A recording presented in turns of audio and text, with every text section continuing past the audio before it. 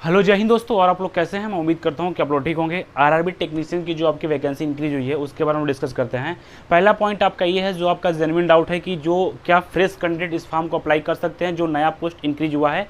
और हम लोग ये भी डिस्कस करेंगे कि पहले आपका जो पोस्ट था 9000 के अप्रॉक्स पोस्ट था और अब अप्रॉक्स आपका 14000 यानी कि 5000 सीट आपकी इंक्रीज की गई है। पहले जब आपकी वैकेंसी आई थी वो कितने कैटेगरी में थी, अब जो वैकेंसी है कितने कैटेगरी में है, टोटल कितने कैटेगरी में आपकी वैकेंसी आई हुई है, इस चीज़ को डिस्कस करेंगे। और आपका जो पोर्टल कब से ओपन होगा और फिर उसके बाद से क्या है कि इसमें जो अलग अलग डिपार्टमेंट है, यानी कि अलग अलग डिपार्टमेंट में आपका पोस्ट आया हुआ है, हर एक चीज़ को हम लोग स्टेप बाय स्टेप डिस्कस करेंगे इस वीडियो में। तो पहला पॉइंट है आपका कि जो 9144 पोस्ट पर आपकी वैकेंसी आई हुई थी, अप्रॉक्स 9144 पोस्ट वैकेंसी आई हुई थी, वो इंक्रीज करके कितना कर दिया गया है, 14298 पोस्ट कर दिया गया है। यानी कि पहले वैकेंसी जो आपकी थी 9144 पोस्ट पर आपकी वैकेंसी थी, इस वैकेंसी को इंक्रीज करके 14298 पोस्ट पे कर दिया गया। यानी कि वैकेंसी कितनी बड़ी है आपकी, 5000 बड़ी है। ठीक है, अप्रॉक्स 5000 बड़ी है।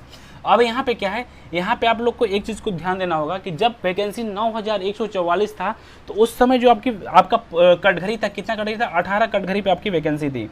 18 कैटेगरी पे जो है आपका वैकेंसी आया हुआ था उस टाइम, जब आपका पोस्ट कितना था, जब आपका पोस्ट 9144 था। अब प्रेजेंट टाइम में मेरे भाई, प्रेजेंट टाइम में टोटल पोस्ट कितना हो चुका है, 14298 हो चुका है। अब ये जो पोस्ट आया, यानी कि अप्रॉक्स जो 5000 पोस्ट आपका इंक्रीज हुआ है, उस पोस्ट में आपकी 22 कैटेगरी को ऐड ऑन किया गया। कितने कैटेगरी को, 22 कैटेगरी को जो है आपको ऐड ऑन किया गया है, यानी कि 22 अलग अलग तरीके के पोस्ट को ऐड किया गया है। अब टोटल जो आपका 14298 पोस्ट है, ये टोटल आपका कैटेगरी 40 कैटेगरी में आपकी ये वैकेंसी है। 40 कैटेगरी में तो 40 अलग अलग डिपार्टमेंट हैं, उसमें मैक्सिमम आईटीआई वाले बच्चे हैं, नॉन आईटीआई वाले बच्चे भी हैं और अलग अलग डिपार्टमेंट के बच्चे हैं। ठीक है, तो ये आपका चीज़ यहाँ से कंफर्म हो गया। उसके बाद से क्या है कि नेक्स्ट पॉइंट आप लोग का ये है कि जो फ्रेश कैंडिडेट है, क्या वो इस फॉर्म को अप्लाई कर सकते हैं।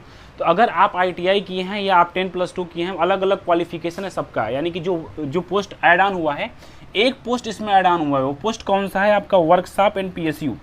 जो एक पोस्ट ऐड हुआ है वो आपका है वर्कशॉप और PUS। वर्कशॉप और PUS का पोस्ट आपका ऐड हुआ है और इसमें आपका टोटल कितने कैटेगरी है, 18 कैटेगरी, अलग अलग डिपार्टमेंट का 18 कैटेगरी है, यानी 18 कैटेगरी में फॉर्म अप्लाई किया जाएगा।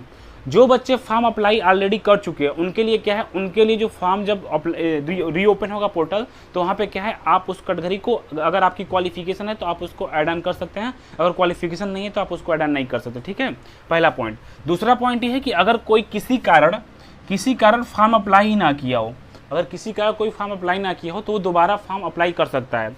आरआरबी का जो नोटिस आया है 22 तारीख को, जो नोटिस आया था उसमें साफ साफ मेंशन किया गया था, आपका चौथे नंबर पे था उसमें जो नोटिस था, मैं यहाँ दिखा दूंगा आपको, उसमें साफ साफ लिखा गया है कि न्यू कैंडिडेट फॉर्म को अप्लाई कर सकते हैं, न्यू कैंडिडेट फॉर्म को अप्लाई कर सकते हैं।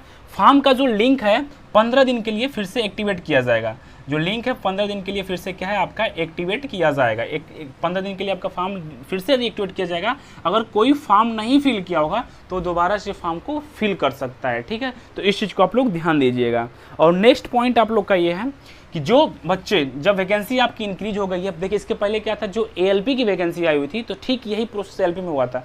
ALP की वैकेंसी पहले कम पोस्ट पे आई हुई थी, फिर उसके बाद से पोस्ट को इंक्रीज किया गया था। जैसे ही पोस्ट इंक्रीज किया गया था, फिर उसके बाद से कुछ दिन बाद आपका प्रेफरेंस सेलेक्ट करने के लिए आया था। अब क्या होगा कि जो आपका आरआरबी टेक्नीशियन की वैकेंसी है, इसमें थोड़ा सा नहीं बहुत ज़्यादा डिले होगा। अब आपकी वैकेंसी क्या है, 2025 में जाएगी और इस बार तो आपकी वैकेंसी 9144 से 14298 हो गया है। अब जब 2025 में आपकी वैकेंसी आएगी तो पता नहीं वैकेंसी इंक्रीज होगा कि नहीं इंक्रीज होगा, आएगा कि नहीं आएगा, इसका कोई पता अभी नहीं है। लेकिन इस चीज़ को ध्यान दीजिएगा कि जो आपका आरआरबी टेक्नीशियन का एग्जाम होगा, पहले ALP का होगा, फिर ALP के बाद टेक्नीशियन का होगा। अभी ALP कोई पता नहीं है, हो सकता है कि ALP का एग्जाम नवंबर या दिसंबर में करा लिया जाए। नवंबर दिसंबर के बाद से क्या है आपका टेक्नीशियन का होगा। अब टेक्नीशियन में डिले होने सब स्वाभाविक सी बात है, क्योंकि ALP का जो प्रोसेस था ठीक उसी प्रोसेस इसको भी इंक्रीज किया गया है। तो ALP के प्रोसेस में काफ़ी टाइम लगा है, तो ठीक उसी तरीके से इसमें भी टाइम लगेगा।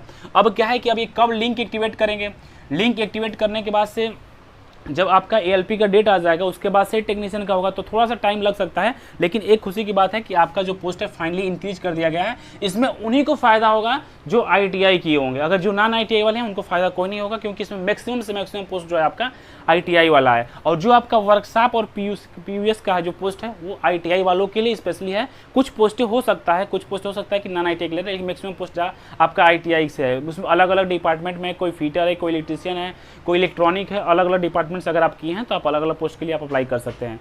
बाकी जैसे लिंक एक्टिवेट होगा तो मैं एक सेपरेट वीडियो बना दूंगा। बाकी अगर किसी स्टूडेंट को किसी प्रकार की कोई प्रॉब्लम हो, कोई डाउट हो, तो मेरे यूट्यूब के डिस्क्रिप्शन टेलीग्राम चैनल है, व्हाट्सअप नंबर है, आप हमसे वहाँ से कॉन्टैक्ट कर सकते हैं। और इसका जो ऑफिशियल PDF आया हुआ है उस PDF को मैं अपने टेलीग्राम में डाल दूंगा, आप लोग वहाँ से उसको देख लीजिएगा। बाकी अगर कोई इशू होता है तो आप कॉन्टैक्ट कर सकते हैं। मिलते हैं आप लोग को नेक्स्ट अपडेट में। धन्यवाद, जय हिंद।